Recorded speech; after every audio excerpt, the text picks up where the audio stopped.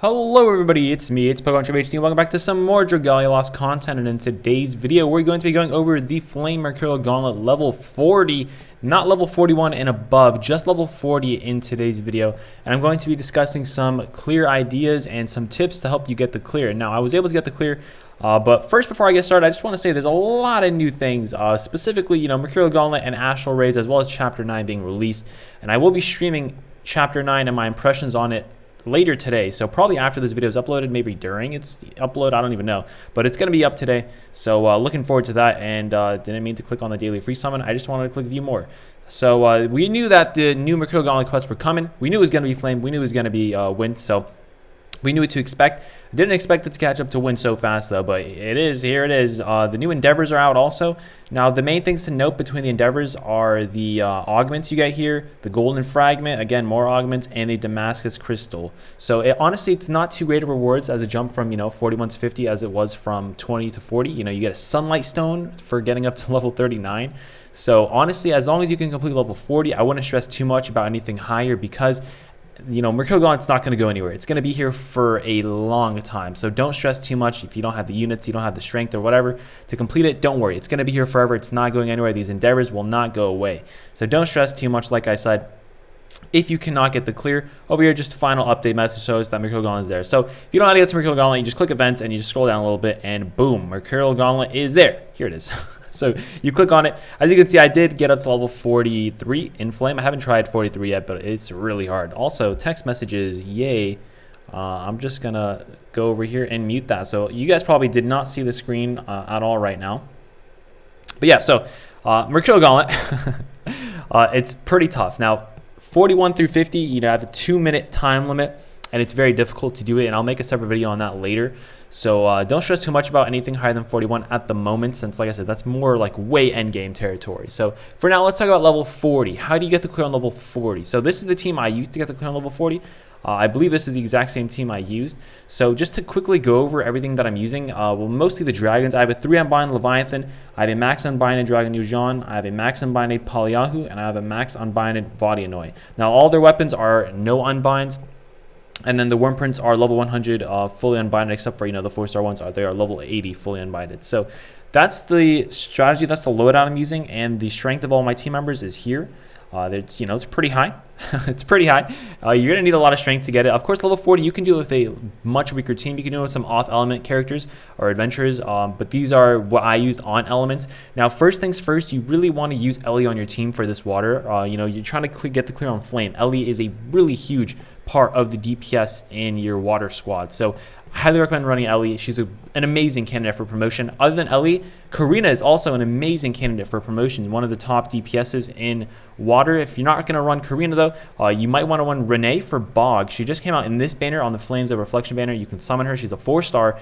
You can run her for Bog, but if you're not going to run Renee for Bog, there's other adventures for Bog, so I'll talk about in a second. Now, Xander is really good. He breaks the overdrive bar insanely fast, as we all know. And now a really good strategy that I was using for this with Xander is running Leviathan. Now, why am I running Leviathan on the one that I'm controlling rather than Dragon Yuuzhan, since she probably deals more damage? Well, Leviathan, even at 3 unbind, no matter what unbind, he has another thing. Okay, I need to remember to mute all these. Sigh. All right, he has Bog.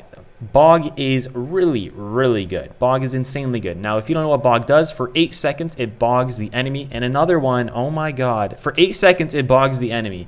Now, for those 8 seconds, your team will do 50% more DPS. The enemy takes 50% more damage when he is bogged. So for those 8 seconds, you get a lot of damage. Now, of course, you can only bog Fafnir Roy one time. You can only bog him once. Now, he has an 80% resistance, and after you bog him once, how afflictions work is the boss gets a 20% resistance to that affliction. So you bog him once, and that's all you can do. But that 8 seconds is all you need to make a big impact on terms of DPS. You want to try aiming that bog to line up with his break so you get the maximum amount of damage.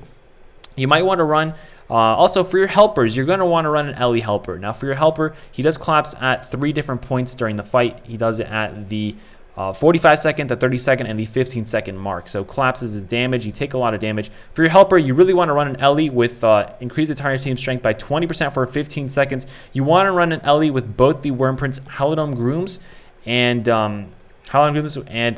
this one right here, Bellathorna. Now, they both increase your buff time to a total of max 30%. If you're not running those, you want to run either Dragon Prep on your helper as well. I say run it on your helper. That's the helper you want to choose. You want to run an Ellie helper since that's going to add the most to your DPS. So those are the main tips I have. Now for other adventures, if you don't have the ones I mentioned, like I said, for Bog, you can run either Waiki or Jacob.